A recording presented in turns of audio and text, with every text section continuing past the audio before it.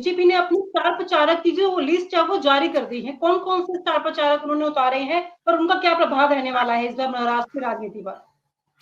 देखिए कैसा रहा है कि बीजेपी के लिए तो सबसे पहले कि बीजेपी ने स्टार प्रचारक की जो फहरिस्त जारी की है तो उसमें हमेशा से उन्हीं चेहरों को लिया गया है जो पिछले इलेक्शन में रहे हैं, और खास करके जो है सीनियर लीडरान जो है उनको रखा गया है।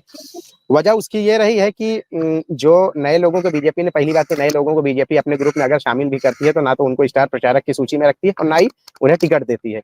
इस बार कभी जो आप देख लीजिए, जो वजह उसकी ये है कि देखिए बीजेपी जो है इस बार पिछले जो इंतखाब हुए हैं, जो चुनाव हुए हैं, उसमें बीजेपी कहीं ना कहीं तो डरी और सहमी है ही है। तभी जी नमस्कार। तो इसमें जो डरे और सहमे हुए लोग है ही है। अब उस डर को कैसे निकाला जाए? अब जाहिर सी बात है, तो बीजेपी ये तो बोलेगी नहीं कि हम पिछले इंतखाब से जो है, पिछले चुनाव से जो है डर गए हैं। वो कोई बीजेपी क्या कोई भी पार्टी नहीं बोलेगी। अच्छा, बीजेपी उन लोगों को इसलिए यहाँ पे भी रखने की कोशिश कर रही है कि वो एक्सपीरियंस होल्डर लोग हैं, और जो पिछले इलेक्शन के दौरान जो खामियां रही हैं उन खामियों को कैसे दूर किया जाए।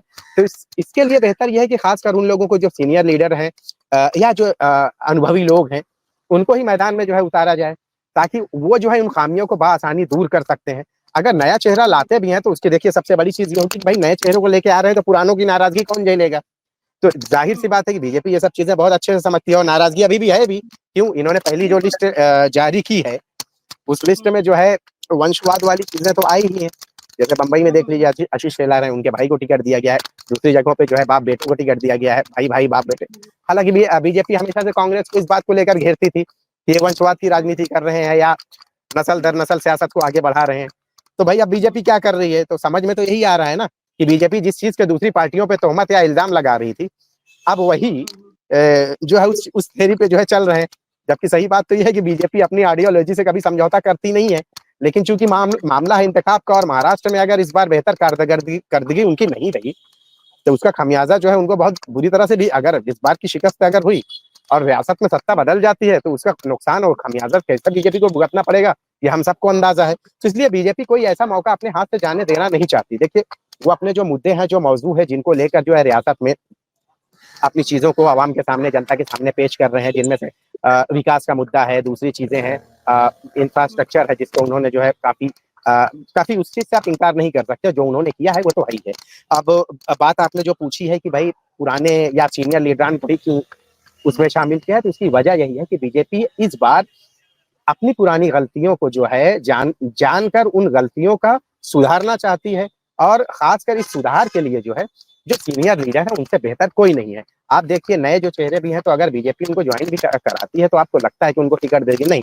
जब वंशवाद का या इस टिकट में पहली लिस्ट में भी कितनी नाराजगियां रही हैं, इसीलिए जो है रोक के रखा गया है कि अभी कुछ आगे जब रहेगा तो उस हिसाब से कुछ आगे देखा जाएगा कि लोगों का मिजाज समझा जाए, पार्टी के जो अंदरूनी जो लोग हैं उनके मिजाज समझे जाए। अगर उनके मिजाज जो है सकते हैं, तेवर सकते हैं, तो फिर अगली जो लिस्ट आएगी उसके हिसाब से सोचा जाएगा कि भाई जो लोग हैं उनको कुछ कैसे किया जाए। ये सारी चीजें हैं जी।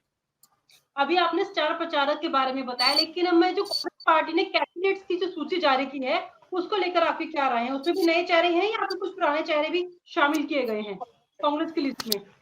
नहीं, कांग्रेस की लिस्ट में देखिए कैसा है कि पुराने चेहरे ही रखे गए हैं, क्योंकि उनको भी वही सारी चीजें यहाँ पे जैसे बीजेपी के हिसाब से सारी चीजें सोचनी रही है। बस ये रहा है कि पुराने चेहरों में कुछ चेहरों को जो है जिस तरह से नजरअंदाज किया गया है वो गलत, वो कहीं ना कहीं जो है पार्टी में गलत क्या रही है, पार्टी अपने हिसाब से चीजें सोचती है। और हम ये कह सकते हैं कि जैसे मिसाल के तौर पर कि बीजेपी की जब लिस्ट जारी हुई या एकनाथ शिंदे की जो लिस्ट जारी हुई है, तो एक सबसे बड़ा मुद्दा जो उठा था जिसमें कि भाई मुस्लिम उम्मीदवारों को जो है बीजेपी ने टिकट नहीं दिया।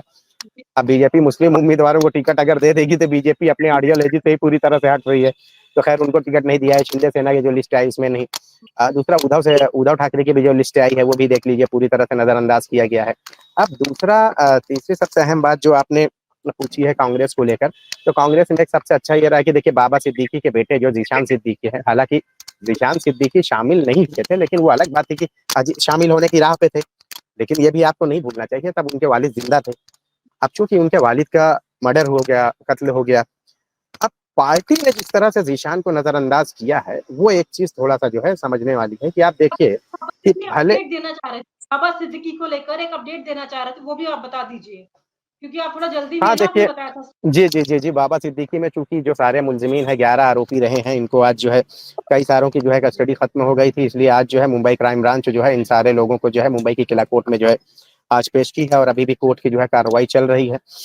कुछ ही देर में जो है इन आरोपियों को जो है शायद मुमकिन है कि इन सारे आरोपियों को जो है जुडिशियल कस्टडी में भेज दिया जाएगा।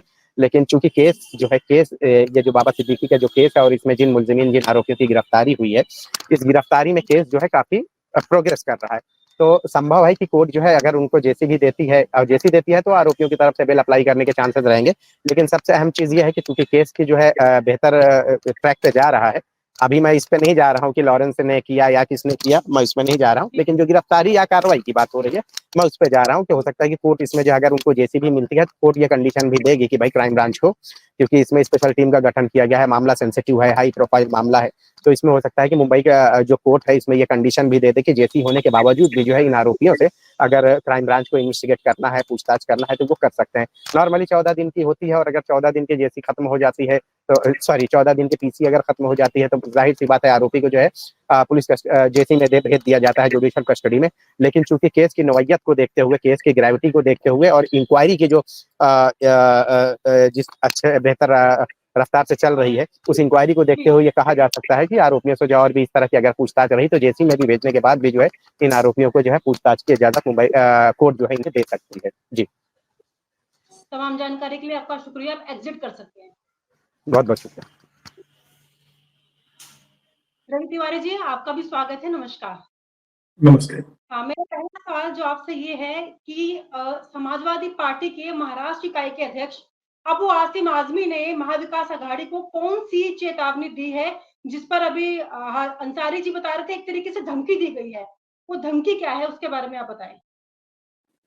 देखिए रोमा, पहली चीज तो यह है कि ये चुनाव में एक नेगोशिएशन का एक हिस्सा, यानी सौदेबाजी चल रही है, कौन कितनी ज्यादा हिस्सेदारी ले ले, ये इसके तहत हो रही है। लेकिन अभी जो पूरी जानकारी अंदर से आ रही है, धमकी भले है, यानी ज्यादा हिस्सेदारी की मांग की गई है, लेकिन समाजवादी पार्टी बहुत ज्यादा सीटों पे लड़ना नहीं चाहती। करीब करीब 5 सीटों पे वो संतुष्ट हो जाते, लेकिन अभी 4 सीटों का उन्होंने नाम डिक्लेयर कर दिया है। एक मालेगांव जो उनके लिए बड़ी मैटर करती थी, एक अहम सीट थी जिसको लेके वो जिद कर रहे थे कि उन्हें मिलनी चाहिए, उस पर अभी कोई निर्णय नहीं हुआ है। एक्चुअली महाराष्ट्र का ये पूरा चुनाव अगर आप रोमा देखेंगी ना, तो ये राज्य की इकाइयां नहीं तय कर रही हैं। इस महाराष्ट्र के चुनाव में सभी पार्टियों के जो बड़े नेता हैं, जो आला कमान है, जो खासकर प्रमुख नेता है, चाहे वो समाजवादी पार्टी की बात करें तो अखिलेश यादव की चलेगी, ना कि अबू आसिम आजमी की चलेगी। वहां पे महाराष्ट्र की जैसे जो राज्य इकाई है वो शिवसेना और एनसीपी से भी बहुत सारी नेगोशिएशन करना चाह रही थी, लेकिन आखिर में जो चला वो दिल्ली का चला, यानी राहुल गांधी के हस्तक्षेप से ही चीजों का बंटवारा हुआ। तो यहाँ पे बहुत विवाद विपक्षी पार्टियों में नहीं है। एक बात बड़ी साफ है कि अगर वो ज्यादा लड़ेंगे आपस में तो नुकसान उन्हीं का होना है, ये सभी जानते हैं। तो अभी नेगोशिएशन चल रही, कौन कितना ज्यादा बाजी मार ले जाए हिस्सेदारी में, तो यहाँ कोई बहुत ज्यादा विवाद नहीं है। जो सीटें जीतने लायक हैं वो सीटें वैसे भी कांग्रेस समाजवादी पार्टी को छोड़ने के लिए तैयार है, तो वहां कोई विवाद बहुत मुझे नहीं दिख रहा है। हाँ, थोड़े दिनों तक ये नेगोशिएशन चलता रहेगा, क्योंकि जब तक सीटें डिक्लेयर नहीं हो जाती, आर फॉर्म नहीं दिया जाता, नामांकन नहीं हो जाता, ये सिचुएशन चलती रहेगी। बस ये कहिए कि अभी समझौते के रास्ते बन रहे हैं, नई सौदेबाजियां हो रही हैं, और उसमें कौन कितना ज्यादा हिस्सेदारी लेके जाए ये चल रहा है। और आप हमसे जुड़े रहने के लिए सब्सक्राइब करें YouTube पर, फॉलो करें Twitter पर और लाइक करें Facebook पर। और ज्यादा जानकारी के लिए आपको टाइप करना होगा सिर्फ न्यूज नशा।